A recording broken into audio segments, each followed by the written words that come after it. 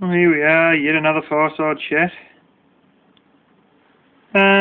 With me doing all the talking. I was talking to my father last night about what I said in another video, and that is basically that Chinese can move at speeds that you couldn't imagine. I've seen Vietnamese working and worked alongside them, and Vietnamese, Burmese, Japanese, Chinese, these people can move so quick you can barely even think that quick. And if you were to match them, you'd have RSI in about 10 minutes.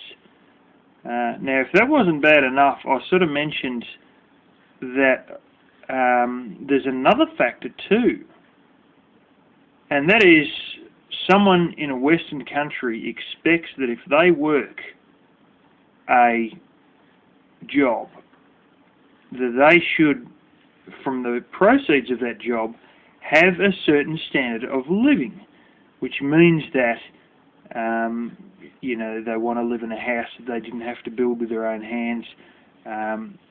They want air conditioning, they want refrigeration, reasonable heating system. They also expect to have TV and things sort of like that. One thing I will note, which is quite interesting, a friend of my mother's has been in so many countries it's not funny. She's, travels a lot, like you wouldn't believe. And she said that even when she's in Egypt and some of these other countries, poorer Asian countries, and things like that, she says it doesn't matter how poor they are, they always seem to have a TV.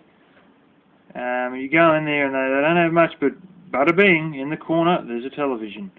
And it's almost every time, which is interesting. But I'm talking about general living standards here, that we have hot water on tap, that we have plumbing inside a house. I don't just mean toilet, I mean taps that you turn on and give you water, that you don't have to go outside with a bucket and stuff like that and bucket water back in. And all these living standards, the West comes to expect, but the Chinese can work but not expect these living standards. And you say, well, why is that? Well, because they haven't had it for years and they never knew any different. And then, that's a big factor. The fact that, they can be made to work and not expect to have a life a whole hell of a lot better than when they were maybe, a bit better, definitely a bit better, but not a whole hell of a lot better than when they were working as a peasant on a farm. And this sort of, the conversation turned to modern conveniences, and my father talked about when the electricity come on. And, he, early years of his life, lived without electricity. The whole family did, the whole town did actually. And it was turned on in the early 50s. I don't know exactly when. It might have been 53 or 57. I don't know really. It's hard to try and work it out, but it's probably around the early to mid 50s. And he said they were down in a house, and his parents were off at another house that the grandparents were in. And he said the power come on, and him and his brother, or my uncle, were there when the power first come on, and he said, oh my gosh, just to have this single light in the kitchen and have it turn on, he said it was like all my Christmases had come at once. He said it was just, they were absolutely ecstatic. It was just magical. It was almost unbelievable. It was an experience that would resonate in his mind for a long time to come. But before that, they never knew any different, so they didn't really expect anything different. And he went on to tell me that eventually the grandfather died and they moved into the grandparents' house, but the grandmother was still there. And of course my grandfather, or my dad's father, went and had 3 lights put in and a power point, and they bought an electric for a refrigerator.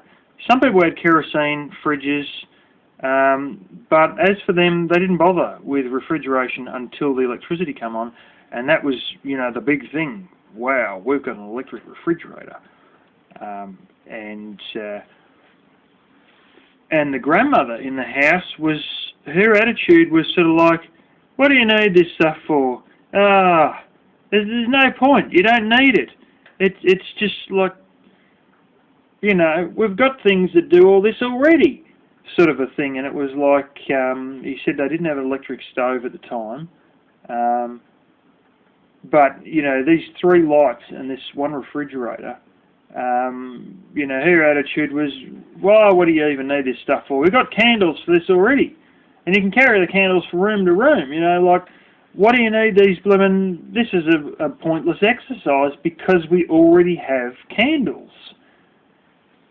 So it's a whole, bunch of money and effort that's sort of pointless because we already got something for this. And it's called a candle. And that was sort of the attitude that she had, that it was basically a waste of money and time.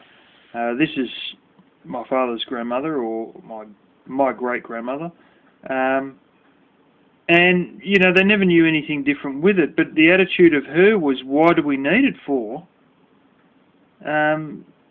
Because, we've lived like this with everything running off candles and it was all fine for so many years anyway. What do we need lights for, And yeah, that's sort of another interesting aspect of, my great-grandmother had spent so many years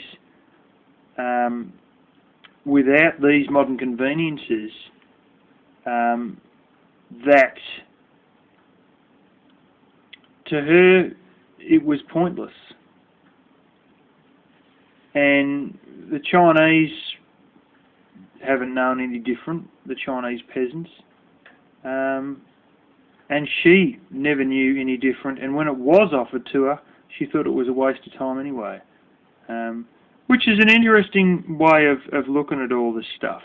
But this is the difference between people with expected living standards and then people who have had very low ones who don't know any different and may not really expect the living standards that Westerners expect, and henceforth, are willing to work